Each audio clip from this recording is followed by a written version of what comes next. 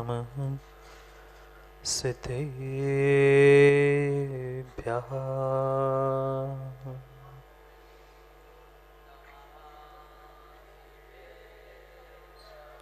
श्रीमद्परं गम्भीर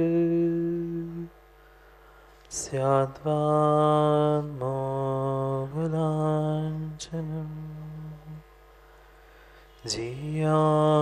त्रैलोक्यनाथस्य शासनं जिनशासनम् णम्योर्निसवसिद्धे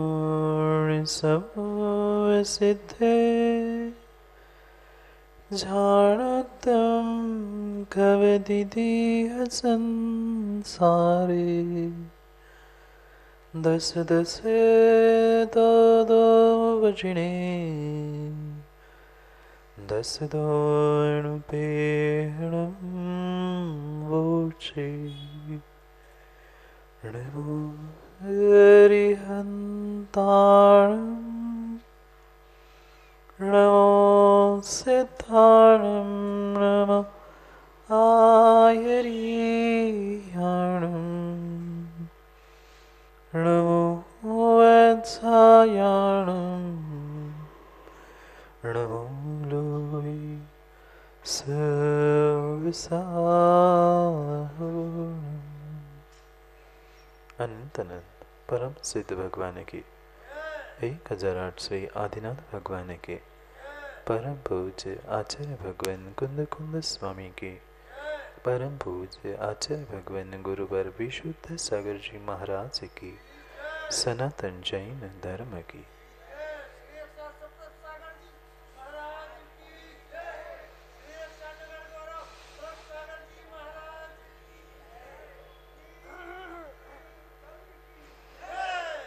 अंतिम तीर्थेश वर्धमान स्वामी के शासन में हमसे विराजते और उनकी यह पावन पीयूष देशना हम सभी के लिए परम उपकारी। अनादिकाल से हमारी आत्मा में जो जन्म जरा और मृत्यु रूपी रोग लगे, उन रोगों का उपशमन करने वाली कोई परम औषधि है तो वह एकमात्र यह जिनवाणी। भव्यात्मा, अनादिकाल से हम संसार में रह रहे, पता नहीं कितने भाव बीत चुके इस संसार में रहते रहते,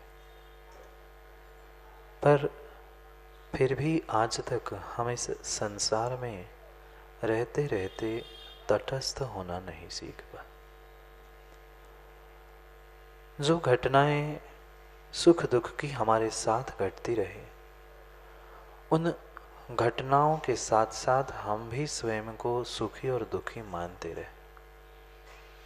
कभी अपने आप को हमने अच्छा माना, कभी अपने आप को उन बुरे दिनों में अपने आप को ही हम बुरा मानते रहे, पर भूल चुके थे कि संसार समुद्र के इस प्रवाह में इन लहरों के साथ मुझे बहना नहीं था, मात्र दूर से तटस्थ होकर देखना था। जिसने इस तटस्थ होने की विद्या को सीख लिया है, वही और वही मात्र भगवान बन सकता है। चाहे अरिहंत हो, चाहे सिद्ध हो, वे तीन लोक के बाहर नहीं है। सिद्ध भी है तो इस तीन लोक के सर्वोत्कृष्ट उच्च स्थान पर सिद्धालय में विराजमान है।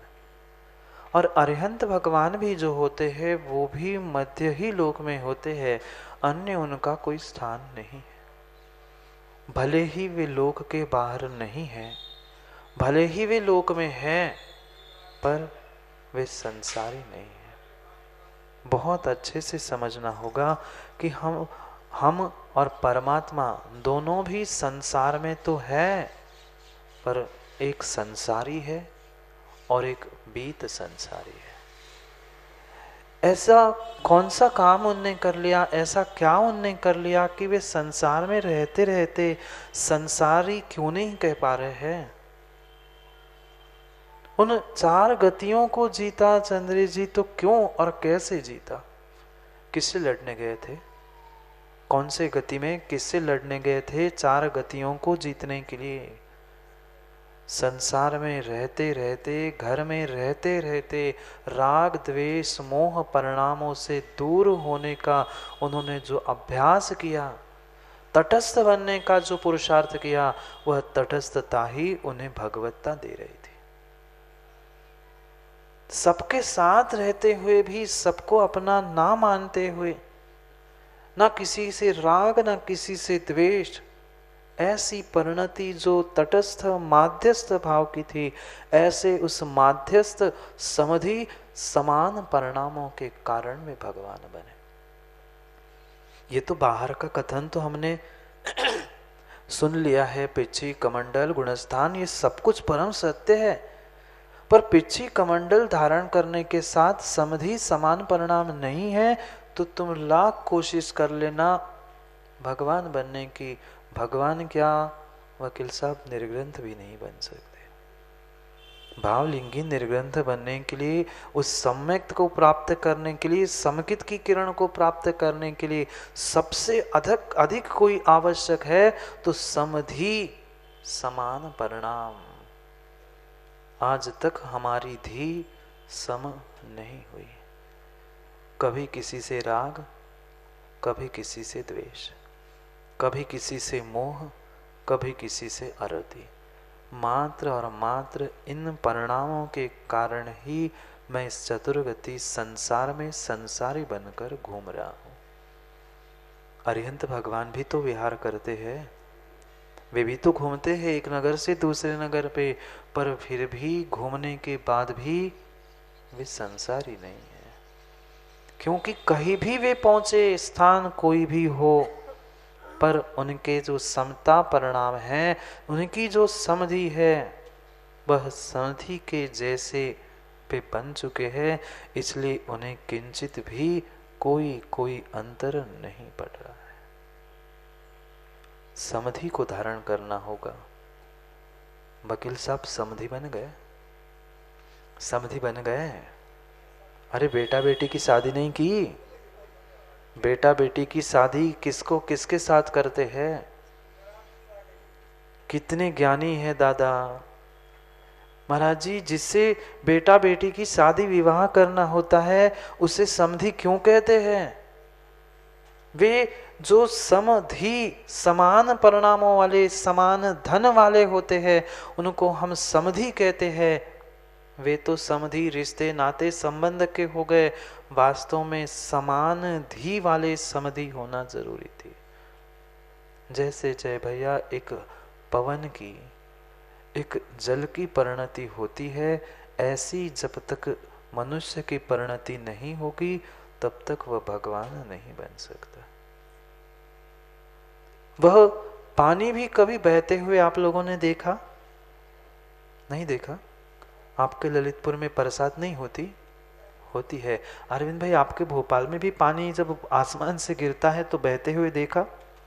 पानी बहता है बहता है बहता है, और बहते बहते अगर किसी रास्ते में भूमि में उसे गड्ढा मिला तो साइड से निकल जाता है। क्या करता है? वह पानी भी प्रयास करता है, गड्ढा है ना, पहले मैं गड्ढे को भर लूं, और फिर जैसे गड्ढा भरता है फिर पानी आगे बढ़ता है। कभी हमने अपने परिणामों के साथ ऐसा विचार किया? कभी दूसरे जीव के प्रति हमने ऐसा विचार किया जिसके साथ हम रहते हैं, जिसके साथ साथ हम जीवन यापन करते हैं? नहीं। किस बात के धर्मात्मा? जब तक ये धी सम नहीं हो रही है पानी जैसी, वह पानी चाहे गड्ढा हो, चाहे कितनी ही वह ऊंचापन आया हो, वह अपना रास्ता पानी बना ही लेता है। हमने कभी अपने धर्मात्मा पना में ऐसे किया कि कोई दीनहीन गरीब दुखी जीव दिखे तो उसको सम बनाकर हम आगे बढ़े? नहीं बढ़े। उसे देखकर और चिढ़ाने लग गए, तू कैसा, मैं देख, हो गया काम। जैसे पवन यानी वायु और जल दोनों की परिणति सबके प्रति समान होती है, ऐसी समधि मेरे भीतर आनी चाहिए। कुंद कुंद स्वामी के भाषणोपेक्षा ग्रंथ को पढ़ रहे थे। अब एक एक भावना का तो व्याख्यान हो गया, अब पूरी भावनाओं का उपसंहार करते हुए आचार्य भगवान समझा रहे हैं। जो 12 स्थानों में हमने 12 भावनाओं को 12 अनुप्रेक्षाओं को समझा था, अब पुनः उन सबका निचोड़ अंतिम 4-5 गाथाओं में कह रहे हैं कि लाओ थोड़ी सी धी। कौन से दुकान से खरीदोगे? किसी बाहर के दुकान में धी मिलने वाली नहीं थी, भीतर से समधि प्राप्त करनी थी, क्योंकि बोधि दुर्लभ की बात चल रही थी। कितनी कितनी दुर्लभ दुर्लभ वह वस्तु हमें, एक नहीं अनेक अनेक दुर्लभ वस्तुएं हमें मिली है। मनुष्य पर्याय से लेकर उत्तम कुल, निरोग शरीर, सम्यक दर्शन, सुसंगति, सब कुछ मिला, पर हमने उसमें भी समधि धारण नहीं की।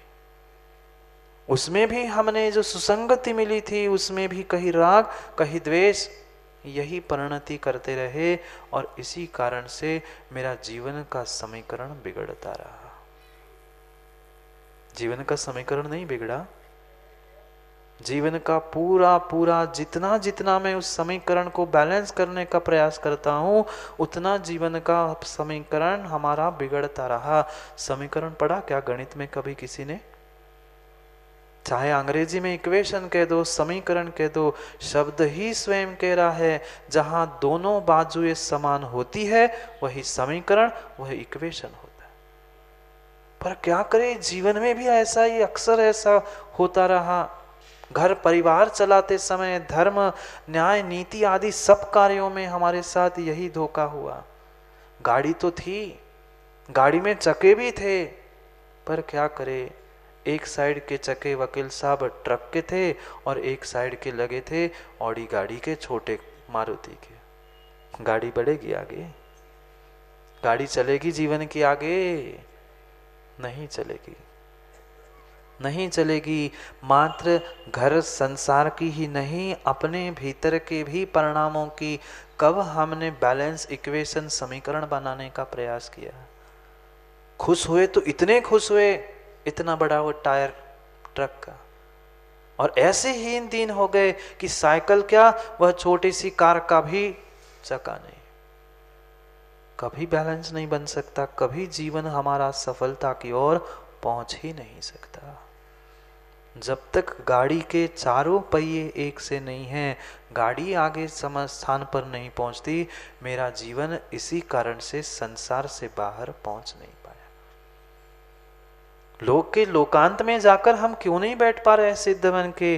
क्योंकि हम अपने मन वचन का इन तीनों का बैलेंस नहीं बना पा रहे हैं, समतोल नहीं बना पा रहे हैं, समीकरण नहीं कर पा रहे। दोनों बाजू बोथ साइड जब तक बैलेंस नहीं होती है, तब तक तराजू नहीं देखा, दुकान में तराजू नहीं देखा, जब तक उस तराजू में समानता नहीं आती तब तक इधर बढ़ाओ इधर घटाओ, इधर कम उधर कम, यही करते रहे।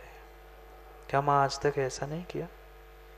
कभी बेटे को, कभी बेटे के पिता को, कभी रिश्तेदारों को, कभी अपने आप को, सबको संभालते संभालते मात्र कभी इसका परड़ा भारी कभी इसका परड़ा भारी, वही हम कर संभालते रहे, और उसके चक्कर में अपने आप को संभालना भूल गए। जब तक हम अपने परिणामों को, अपनी बुद्धि, अपनी धी को नहीं संभाल पा रहे हैं, तब तक विश्वास मानना भगवान नहीं बनने वाले। कोई बाहर का पुरुषार्थ मायने नहीं रखता, वो तो बाहर का पुरुषार्थ कई बार हमने प्राप्त किया। बोधि दुर्लभ में क्रम समझा था, मनुष्य पर्याय, सुसंगति, कुल, निरोग काया, फिर सम्यक दर्शन, अणुव्रत, महाव्रत, महाव्रत भी कई कई कई बार प्राप्त कर लिए, पर शुद्ध भाव धरना, शुद्ध भाव नहीं धर पाए। अपने आप परिणामों को हम शुद्ध नहीं कर पाए, और जब तक मेरे परिणाम शुद्ध विशुद्ध नहीं होंगे तब तक भगवान नहीं बनेंगे। क्या मात्र भेष धारण करने से काम बन जाएगा? नहीं बनेगा। भेष के साथ भावों को भी बदलना आवश्यक है। कल तक हमने जो ज्ञान का दुरुपयोग किया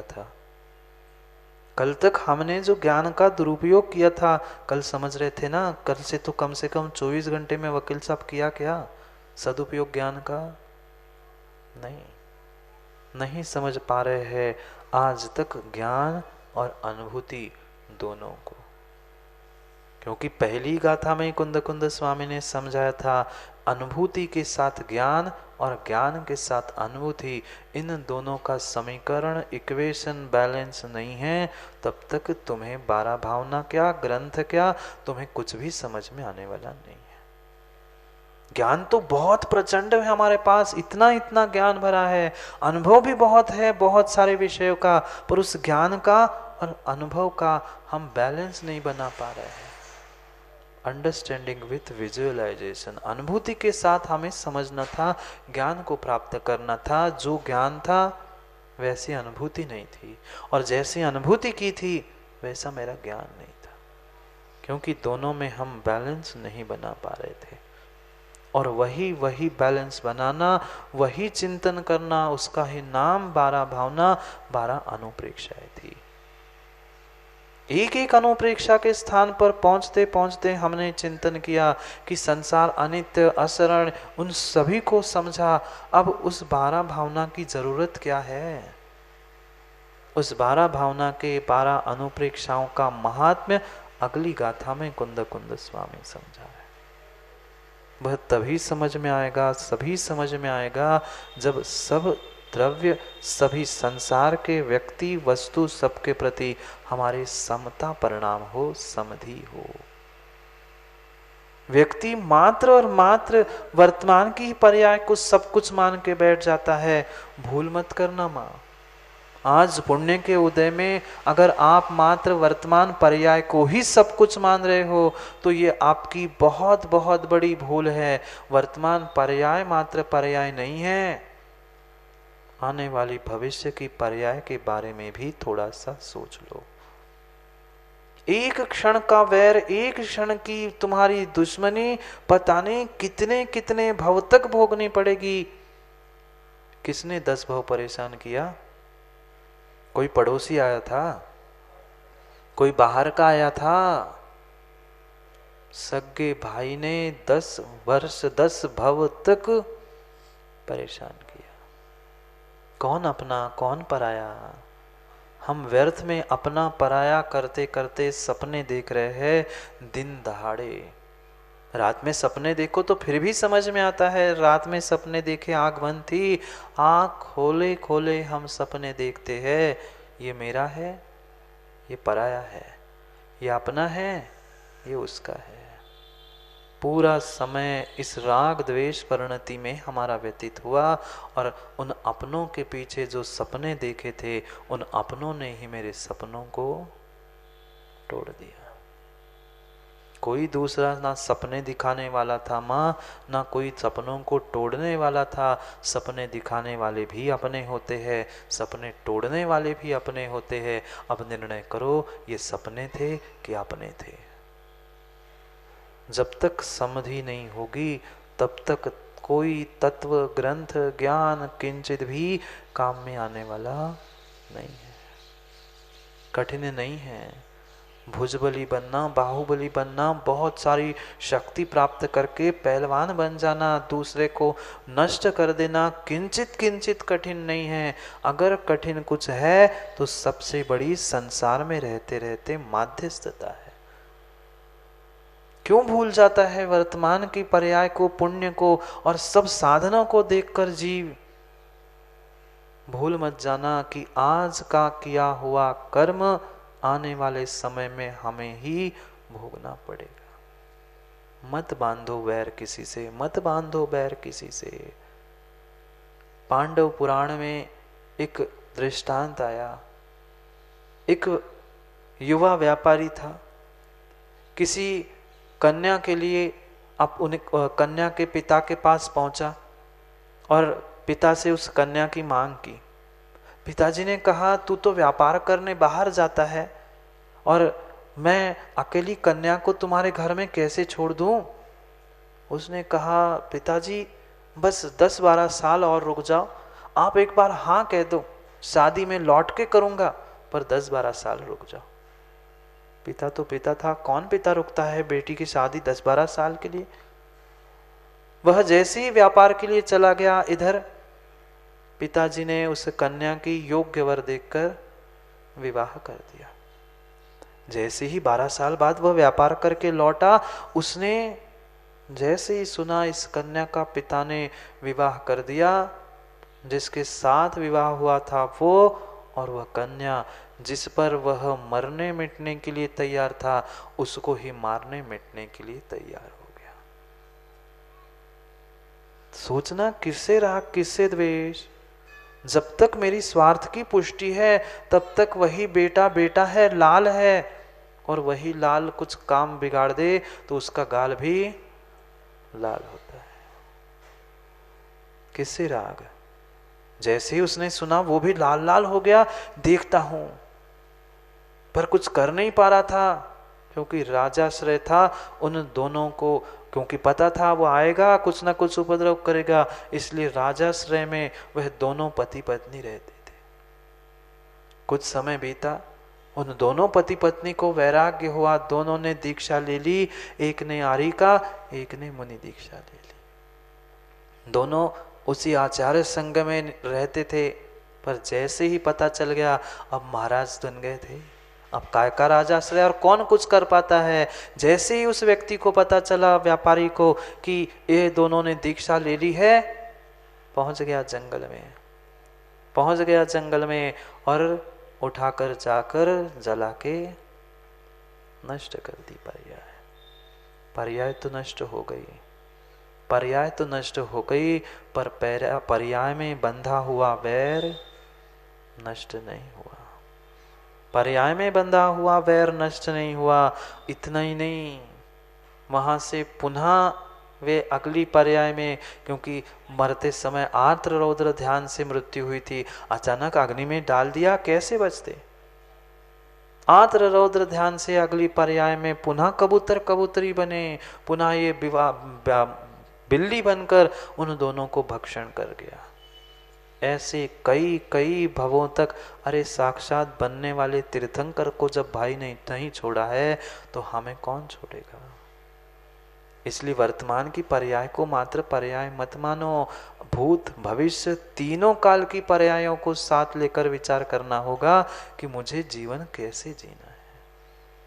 ना वैर बांधो, वैर तभी होगा, शत्रु तभी होगा जब तुमने किसी से मैत्री की है। मैत्री ही मत करो, अपने आप शत्रु होना बंद हो जाएंगे। देखना, अनुभव करना, जितने जितने आपके शत्रु बने हैं वे कौन थे? वे कौन थे? जितने जितने आज तुम्हारे शत्रु बनकर तुम्हारे साथ दुर्व्यवहार कर रहे हैं, वे कोई गैर नहीं थे, अपने ही मित्र थे। जिनको मित्र का तुमने दर्जा सम्मान दिया था, वे ही समय पाकर उनके स्वार्थ की पुष्टि ना होने के कारण तुम्हारे शत्रु बने थे। और जो मित्र बनकर फिर शत्रु बनता है वो सबसे बड़ा वैरी बनता है। देखो ना इतिहास उठा के, कितने कितने पुराणों के ग्रंथों में हमें खोजना पड़ेगा, खोजने की कोई आवश्यकता नहीं है। सर्वत्र यही मिलेगा, अपना ही मित्र अपना ही घर का वैरी बनकर खड़ा है। मत अहंकार में हुंकारो कि मैं ऐसा, मैं वैसा, मैं ऐसा नहीं। सबके साथ रहते हुए सबको अपना मान के मत रहो चंद्र जी। यही भूल हुई, यही भूल हुई। रहना तो सबके साथ है, प्रत्येक भावना में कुंद कुंद स्वामी समझा रहे थे, अनित्य है, अशरण है, एकत्व है, किसी से भागो मत, अपने आप में रहो। अनित्य है, अशरण है तो क्या घर से निकाल दूं या मैं घर से भागूं? नहीं, एकत्व को सबके साथ बैठे बैठे अनुभव करो। मैं सबके साथ तो हूं पर सबसे भिन्न हूं। दोनों पहलुओं को हमें 12 भावना के समझना होगा, तभी कुछ काम बन पाएगा। अन्यथा समय ऐसा ही बीतता जाएगा जैसा आज तक हम भगवान के सामने बैठकर पाठ करते रहे, सुनाते रहे, पर भगवान आत्मा को नहीं सुना पाए। एक बार भगवान आत्मा को सुना ले तो सब काम हो जाएगा। पर क्या करे, समय ही नहीं है। सबकी मैनेजर सब, बुरा नहीं मानना, पर सबकी मैनेजमेंट, सबका मैनेज करना हम जानते हैं कि नहीं? किसको ऋण देना, किसको क्या करना, सबकी मैनेजमेंट हमने कर ली। पर जितनी सबकी पैसों की मैनेजमेंट हम करते हैं, उतनी ही मैनेजमेंट हम अपनी कर पाए? उतनी मैनेजमेंट हम अपने टाइम की कर पाए? नहीं। ना इस समय को हम मैनेज कर पाए, ना इस समय को मैनेज कर पाए, ना इस समय को मैनेज कर पाए। ना जिनवाणी रूपी समय, ना आत्मा रूपी समय, ना काल रूपी समय, किसी की भी मैनेजमेंट हम नहीं कर पाए। और जब तक ये टाइम, समय का हम परिपूर्ण रूप से नियोजन करना नहीं सीख पाएंगे, तब तक काम बनने वाला नहीं है। विश्वास मानना, बहुत बहुत बहुत मेहनत करके ये जो मनुष्य पर्याय दुर्लभ मिली थी, उस दुर्लभ पर्याय में भी दुर्लभ पद कुबेर बने ना विजय भैया। अभी दोपहर में भैया जी आए हैं, कुबेर बना देंगे आपको। वे सौधर्म भी बैठे हैं, सब बैठे हैं, कुबेर सौधर्म भी। पर ये पक्का निर्णय करना है, जो कार्य करना है तो करना ही है, पर साथ में भावों को लेके चलना है। क्योंकि कितनी दुर्लभता से ये मनुष्य पर्याय, भले ही 3-4 दिन के लिए हम सौधर्म कुबेर या प्राप्त कर रहे हैं, पर यह भी पूर्व पुण्य का नियोग था, तब जाके हमें ये पद प्राप्त हुए हैं। आप नहीं मानते? मानना पड़ेगा। लाखों हजारों जीवों के मध्य में हम ही क्यों? क्योंकि कुछ ना कुछ पूर्व पर्याय की कणिका थी। पर इसका मतलब ये नहीं है कि हम मंच पे बैठकर हम ही, ऐसे नहीं। हाँ, दोनों भी कहना जरूरी है चंद्र जी, नहीं तो चंद्र जी कहे हम ही व्रती है, हम भी बैठे नहीं। ये दुर्लभता का बोध करके मिले हुए साधनों का, मिले हुए समय का सदुपयोग करना है। सदुपयोग तभी कर पाओगे जब भैया जी समय कह रहे उस समय पे पहुंचोगे तो। हाँ, नहीं तो भैया जी का टाइम सबको ही पता है, वे टाइम मतलब टाइम, और अपना भी टाइम मतलब टाइम। कर लो, कम से कम इस पर्याय में ही हम उस बोधि समाधि को प्राप्त कर ले। समय का नियोजन ही बोधि और समाधि है। कल भी समझ रहे थे, बोधि समाधि परिणाम शुद्धि, स्वात्मोपलब्धि शिव सौख्य सिद्धि, चिंतामणि चिंतित वस्तुदाने त्वाम वंदमानस ममास्तु देवी। ये जिनवाणी माँ ही देने वाली है, चाहे बोधि हो चाहे समाधि हो। ये जितना जितना ग्रंथों का स्वाध्याय, जो कुछ भी समझना रटना चल रहा है, माँ विश्वास मानना अंतिम समय में यही काम आएगा। अंतिम समय में, समाधि के समय में यही काम आएगा, अन्य कुछ भी काम में आने वाला नहीं है। कुंद कुंद स्वामी 12 भावनाओं को समाधि कह रहे हैं, पढ़ेंगे अभी श्लोक। इसलिए समाधि की बात चल रही है, बोधि और समाधि। रत्नत्रय रूपी बोधि भी देने वाली जिनवाणी माँ है, और उस रत्नत्रय की आराधना करते हुए मनुष्य पर्याय की अंतिम अंतिम अंतिम चरम सीमा कोई है तो वह समाधि है। समाधि मरण है, पर मरना समाधि नहीं है। पर यह भी परम सत्य समझना, मरना समाधि नहीं है। नहीं तो कह दो मैं तो अंतिम समय में समाधि मरण 12 वर्ष की संलेखना लूंगा, संभव नहीं है। 12 वर्ष की भी संलेखना लेने के लिए जीवन भर अभ्यास करना होगा, तब जाके अंतिम समय में समाधि मरण होगा। अभी समाधि ही नहीं है। लाभ होता है तो हम खुश होते हैं, अलाभ होता है तो दुखी होते हैं।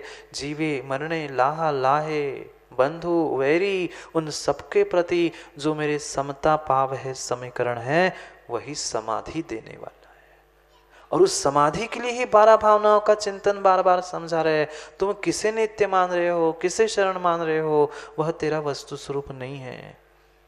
ये शरीर को अगर धर्म मान रहे हो तो शरीर का धर्म धर्म नहीं है, भीतर के आत्मा के धर्म को पहचानो। वही सबसे कठिन अगर कुछ है तो अपने आप के भीतर के धर्म को समझना, वही बोधि है। 3-4 गाथाओं में कुंद स्वामी वही समझा रहे थे, आत्मा का ज्ञान ही बोधि है, अन्य कोई बोधि नहीं है। बाहर की पोथी है, पोथी साधन है, बोधि साध्य है। बोधि साधन है, मोक्ष साध्य है। क्रम से साध्य साधन की व्याख्या भी हमें समझनी होगी, तभी कुछ काम बनेगा, अन्यथा काम बनने वाला नहीं है।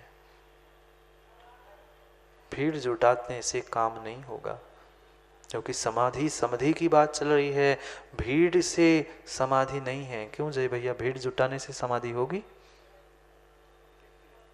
किंचित भी नहीं है। भीड़ में समाधि और भीड़ से समाधि और समाधि में भीड़, 3 बातें समझना। तुम भीड़ में एक भीड़ इकट्ठी करके सोचो कि मैं इनको बुलाऊं उनको बुलाऊं, ये कर लूं वो कर लूं, मेरी समाधि नहीं, भीड़ में नहीं होगी। किंचित भी भीड़ से भी समाधि नहीं है, भीड़ में भी समाधि नहीं है। समाधि करते समय भीड़ आ जाए, अंतर अलग है। नहीं आया समझ में? आप तो अपने आप में रहो, समाधि करने लगो, और आपकी अगर वास्तव में समाधि होगी तो भीड़ तो आएगी, पर तुम भीड़ में जाके भिड़ मत जाना। तुम अगर भीड़ में जाकर भिड़ जाओगे तो तुम्हारी समाधि नहीं होगी, तुम भीड़ में भिड़ गए। आज यही तो हो रहा है, आज यही तो हो रहा है। व्यक्ति भीड़ में भिड़ रहा है, अपने भीड़ से हटकर अपने आप को, समता को प्राप्त ही नहीं कर पा रहा है, नहीं कर पा रहा है। एक एक 12 भावना हमारे लिए ये समाधि का साधन है। बहुत गहरी बात, बहुत निश्चय की बात कह रहे हैं। मनस्थिति ठीक करना ही समाधि है। जीवन भर की साधना जब निरतिचार, निर्विकार, निर्विकल्प होती है, तब जाके उत्कृष्ट समाधि संभव है। ये संभव ही नहीं है। कल परसों ही पढ़ रहे थे उस मूलाचार प्रदीप ग्रंथ में, आचार्य सकल कीर्ति स्वामी कह रहे थे कि कैसा और क्या चिंतन होना चाहिए उस क्षपक का। जीवन भर जो मैंने किया है उससे हटके चिंतन होना चाहिए, पर जीवन भर साधना भी जरूरी है। आज के जीव कहते हैं कि हम तो अभी कर लेंगे, अंतिम समय आएगा तो सुन लेंगे नमोकार। 1-2 स्थान पर तो आनंद भैया ऐसे ही हुआ, महाराज को बुलाया घर वालों ने, महाराज जी अंतिम सांस है, डॉक्टर ने मना किया, कुछ सुना दो। अब महाराज तो अपना काम छोड़ के पहुंच गए, और जैसे नमोकार सुनाने लग गए, हम मर रहे का, हमें काहे सुनाने, नमोकार आ गए। एक जगह गए, कहा कि भैया अब बहुत हो गया समय, अब क्या बचे, 4 से 10 दिन के बचे, कम से कम अब तो बाहर का बाजार का खाना छोड़ दो। मैं कहा नहीं महाराज जी, बाजार का नहीं छोड़ सकते। क्यों नहीं छोड़ सकते? मैंने कहा ठीक है, बाजार की बाकी सामग्री नहीं, कम से कम ब्रेड बिस्किट ये तो छोड़ दो। कहते महाराज जी वो बिस्किट ही तो चाय में डुबो डुबो गले के नीचे उतर रहा, वही छोड़ा देगा तो क्या करूं। मरनासन है, डॉक्टर ने हाथ खड़े कर लिए, कह दिया कि 2-4 दिन के मेहमान हैं, फिर भी नहीं छूट रहा। ये समाधि नहीं है। बाद में कितनी ही कैसी घोषणा करना, जीवन भर की साधना समता परिणामों की होगी, तभी कुछ काम बनेगा। और इसीलिए ये दिगंबर भेष धारण करना है, बोधि करनी है प्राप्त समाधि के लिए। एकमात्र मनुष्य पर्याय का लक्ष्य है समाधि। विश्वास मानना मां श्रावक भी अगर समाधि संलेखना पूर्वक, ऐसा नहीं है कि मात्र निर्ग्रंथों की समाधि होती है, उनका तो पंडित मरण होगा, पर श्रावक भी तो कर सकता है। जीवन भर साधना करनी होगी। 12 भावना को ही समाधि, प्रतिक्रमण, प्रत्याख्यान आदि से कह रहे हैं। पढ़ते हैं अगली गाथा को।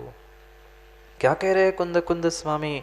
क्योंकि समय अपना हो रहा है, समय मां बहुत थोड़ा सा बचा है, पता है ना, बहुत थोड़ा सा बचा है समय। पढ़ते हैं, गाथा भी थोड़ी सी बची है और समय भी अपना थोड़ा सा बचा है। 12 वे खाओ पच्चक्षाणं तहेव परीकमणम् आलोयणं समाहिं तम्मा भावे जणुपेखम। पढ़ो एक साथ।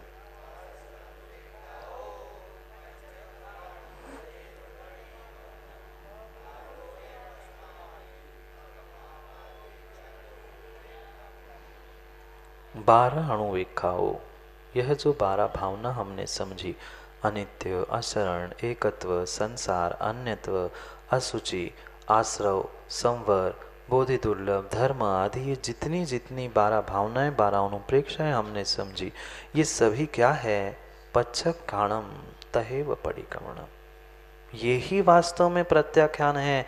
मतलब 12 भावना प्रत्याख्यान नहीं, 12 भावना से प्रत्याख्यान, प्रतिक्रमण, आलोचना आदि सब कुछ संभव है। इसलिए वहाँ उपचार से कथन करते हुए कह रहे प्रतिक्रमण, प्रत्याख्यान, आलोचना अगर कुछ है तो समाधि के साथ ये 12 भावना है। आगे और उस प्रत्याख्यान प्रतिक्रमण की व्याख्या करेंगे, तब विस्तार से समझेंगे। अभी बहुत समाधि के विषय में समझते हैं कि कौन सी समाधि, क्या समाधि। मरना मात्र समाधि नहीं है, जीवन भर की समता परिणामों की साधना ही समाधि है। वही समाधि है। कोई समाधि जो बने वे समाधि नहीं देने वाले देंगे? नहीं देंगे।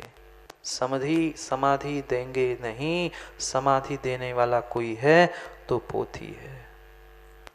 पूछो ना उस जीव के क्या परिणाम होंगे। पूछो उस जीव के क्या परिणाम होंगे। 12 वर्ष तक जंगल में वह कन्या, याद है? 12 वर्ष तक वह कन्या जंगल में, पिताजी आ जाए, भाई आ जाए, कोई आ जाए, सोच रही थी। पर जैसे ही पिता मिले तब कहाँ थी?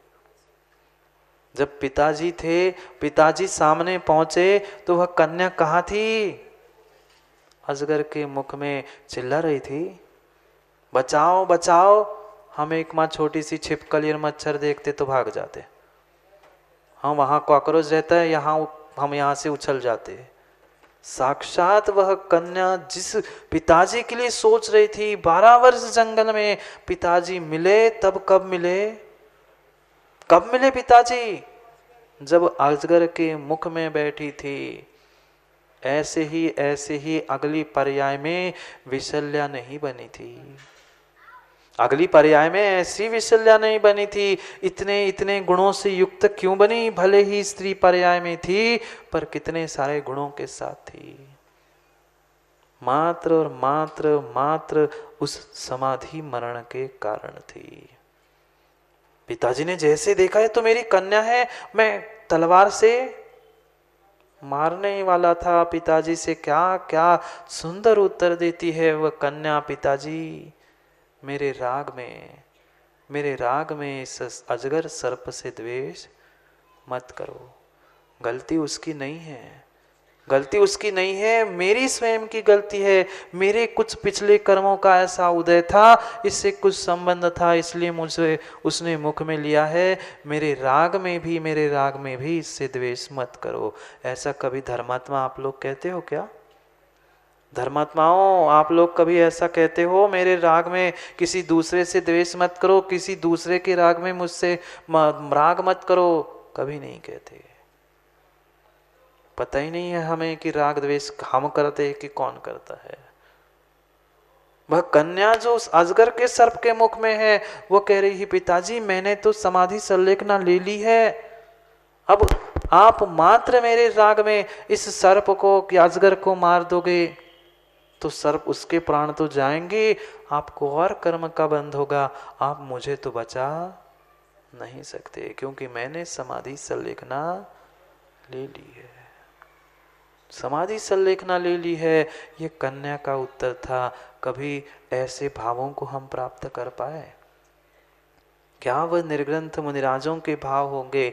धन्ना ते भगवंता, जिन्होंने जीवन भर के लिए एकासन किया था, वे अंतिम समय में मात्र गर्म पानी की छूट रखते हैं। बस सब भोजन का त्याग, जब तक जीवन है तब तक मात्र गर्म पानी पीऊंगा, और अंतिम समय वो भी आता है जब वह निर्णय करता है बस अब आज से गर्म पानी पीने का भी त्याग। हमसे एक टाइम को भोजन नहीं छूट सका। तनक देर हो जाए तो 50 बार घड़ी दिखती है। क्यों विमल भैया, अभी भोजन करना है, दुकान खोलना है, फिर शाम को भी आना है। जिन्होंने जीवन भर के लिए त्याग कर दिया, पानी भी, गर्म पानी भी, हम तो ठंडा भी पीते हैं, उनने गर्म पानी भी पीने का त्याग कर दिया। ये है संलेखना, ये है समाधि। पर समाधि संलेखना शरीर को सुखाने के पहले कषायों को सुखाना जरूरी है।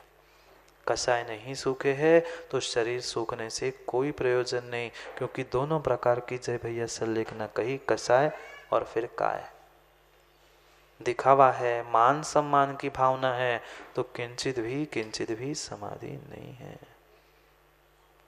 आज तक हमने ज्ञान का, बुद्धि का मात्र दुरुपयोग किया है।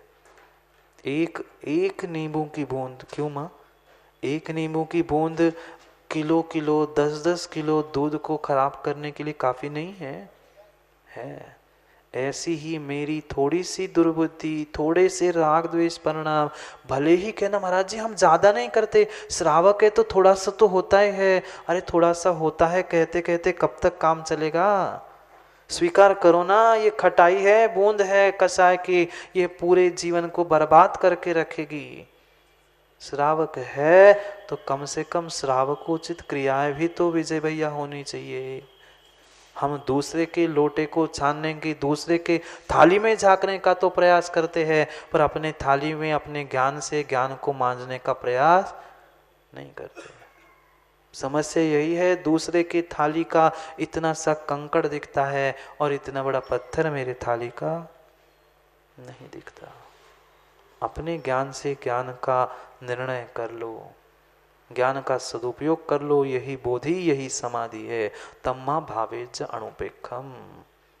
इसलिए इन 12 भावनाओं का तुम चिंतन करो। तुम्हें चिंतन करना ही है, सोचना ही है, तो कुछ अच्छा सोचो ना। कितना अच्छा हम सबके बारे में और अपने बारे में सोचते हैं।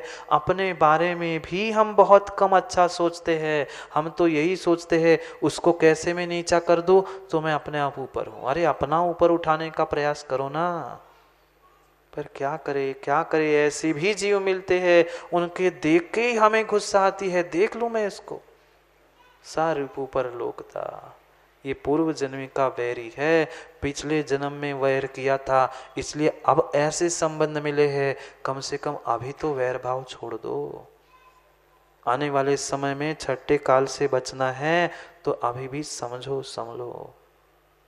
पतित से पावन होने का एकमात्र साधन है ये 12 भावना। जब तक 12 भावना नहीं तब तक वैराग्य नहीं, वैराग्य नहीं तो प्रतिक्रमण, प्रत्याख्यान, आलोचना, समाधि किंचित भी काम की नहीं है। मात्र द्रव्य पाठ कर लेना, उससे काम बनने वाला नहीं है। समय हो गया है 10 हो गए। अरे 10 बस क्या करें इतना। पुनः वकील साहब कहेंगे सादीलाल महाराज जी 4 महीने तो सुना डाला, कौन सुधर पाया। कहना कौन छोड़ता है, महाराज जी आपको इतना सुना कौन सुधर पाए। सुधर पाए नहीं सुधर पाए, पर पानी जो नए सकोरे में गया, सकोरा जानते, मिट्टी का सकोरा, नए सकोरे में 1 बूंद, 2 बूंद, 4 बूंद, 10 बूंद कहाँ चली गई, गायब हुई, नष्ट हुई। दिखाई भले ही नहीं दे वकील साहब, पर जैसे ही 10, 20, 50, 100 जब लोटा पूरा उसमें डल जाएगा वह पानी दिखने लग जाएगा। जब शुरू की 2-4 बूंदें पड़ी थी वह व्यर्थ नहीं गई थी। शुरू की 2-4 बूंदें जो सकोरे ने अपने आप में एब्जॉर्ब कर ली थी, खींच ली थी, वो नष्ट नहीं हुई थी। जब तक उसमें भीतर नहीं गया था तब तक वह सकोरा पानी से भरा नहीं था। वह भरा हुआ ज्ञान, भरा हुआ चारित्र तभी दिखेगा जब भीतर श्रद्धा का नीर पहुंचेगा। उस नए नए सकोरे में अभी पानी गया है, अभी भीगने दो, भीगने दो। बिना भीगे बीज भी नहीं उगता। कोई सोचे आज बीज डाल दे और कल जाके भूमि को खोद के देख ले उगा कि नहीं, फिर 8 दिन बाद देखे, नहीं। समय को समय पर समय देना होगा, तभी कुछ काम बनेगा, अन्यथा काम बनने वाला नहीं है। ये 12 भावना ही हमारे लिए कल्याण का साधन है। वही एक एक करते हुए प्रत्याख्यान, प्रतिक्रमण आदि है। ऐसा ही चिंतन नित्य करो। मात्र 12 भावना पढ़ना 12 भावना नहीं है, उसके विषय में चिंतन भी हमारा बनना चाहिए। कम से कम इतना ही सोच लो, सुखी रहे। कम सुनाई देता हूँ, थोड़ा जोर से बोलो ना, जोर से बोलना। सुखी रहे, अभी नहीं सुनाई दिया। सुखी रहे कौन सब सब की भी परिभाषा जय भैया आज लोगों ने बदल दी है। यहाँ तो शांति धारा कर रहे हैं, कह रहे संपूजक का नाम, प्रतिपालक का नाम, यतीन्द्र सामान्य तपोधना नाम। धीरे से कोई ने पीछे से आके हाथ लगा लिया, धक्का, मेरी बोलिए। अब देखना कल से भैया जी ने तो खूब अनुभव किया, हमने भी खूब अनुभव किया। यहाँ कह रहे हैं संपूजक का नाम, प्रतिपालन, यतीन्द्र सामान्य तपोधना नाम, और शांति धारा के बाद लड़ रहे हैं। काय की शांति धारा नहीं करी और शांति धारा पढ़ रहे हो। सोचो कैसी व्याख्या और कैसे हम समझ चुके हैं। सुखी रहे माँ, बोलो ना, भूल गए क्या? सब नहीं, सुखी रहे कुछ जीव जगत में। हम, हमारा परिवार, हमारे संबंधी, हमें दुनिया से लेना देना नहीं है। सब कुछ सुना डाला परमात्मा को। मैत्री भाव जगत में मेरा, अब बोलो ना, मैत्री भाव जगत में मेरा अरविंद भैया कुछ जीवों से ही नित्य रहे। कुछ नहीं, कुछ बहुत कुछ थोड़े से बचे हैं, उनको हम मैत्री भाव रखते हैं, बाकी तो उनको पानी में ही देखते हैं कब ये नष्ट हो जाए। ये समता भाव नहीं है, ये समधि नहीं है। जब तक ऐसे परिणाम, ऐसी परिणति रहेगी, तब तक 12 भावना परमात्मा को, मेरी भावना परमात्मा को सुनाने से काम नहीं होगा। आत्मा को सुनाओ तो परमात्मा बनेगी। परमात्मा तो बन चुके, अपनी आत्मा को सुनाओ। चाहे मेरी भावना हो, चाहे 12 भावना हो, अपने आप को सुनाओगे तो कुछ कल्याण है, अन्यथा समय पता नहीं। छठे काल में जाना है ना? छठे काल में जाना है ना? कितनों को जाना है? हाथ खड़ा करो। किसी को नहीं जाना? फिर जाना नहीं है छठे काल में तो अपनी परिणति, परिणाम बदलो ना। थोड़ा सा, अरे छाया में बैठने के लिए पुरुषार्थ भी तो करना पड़ेगा। तुम सोचो कि घर में बैठे बैठे पेड़ की छाया मिले, कहाँ से मिले? पेड़ के नीचे तो पहुँचो, देवशास्त्र गुरु की शरण को तो प्राप्त कर लो। घर छूट नहीं रहा है और कह रहे देवशास्त्र गुरु की छाया में पहुँचना है। घर तो छोड़ना पड़ेगा, पहले अपने कंफर्ट जोन को, अपने स्थान को तो छोड़ना होगा, तब जाके कुछ प्राप्त कर पाएंगे। हम छोड़ना कुछ चाहते नहीं हैं और प्राप्त करना ही चाहते, कैसे मिलेगा? पहले जो भरी हुई कैन, माँ हो गई का 5 लीटर की, वो पहले ही पानी से भरी हुई कैन है, दूध कैसे मिलेगा? पहले 5 लीटर के पानी खाली कर दो, तभी तो 5 लीटर का दूध मिलेगा, तभी काम बन पाएगा। समय हो गया है, समय हो गया है, जाओ। घर नहीं जाना, दोपहर में नहीं आओगे ना सौधर्म जी? अकेले नहीं आना जब ऐसे आए। अब सौधर्म है तो परिकर के साथ कुबेर जी, आप भी ऐसे खाली खाली आ गए हैं। सौधर्म कुबेर कम से कम लगना भी चाहिए। सौधर्म कुबेर का कुछ परिवार है, पूरे परिवार को लेकर आना है। किसकी वेदी प्रतिष्ठा है? सौधर्म की कि उमरिया वालों की? उमरिया वालों नहीं बैठ रहे वेदी पे, मुनि सूरत नाथ भगवान को बिठाना है, और भगवान की वेदी प्रतिष्ठा है, किसी की व्यक्तिगत वेदी प्रतिष्ठा नहीं है। हाँ, नहीं तो कह दे वो तो उमरिया वाले जाए कार्यक्रम में, हमाओं का है।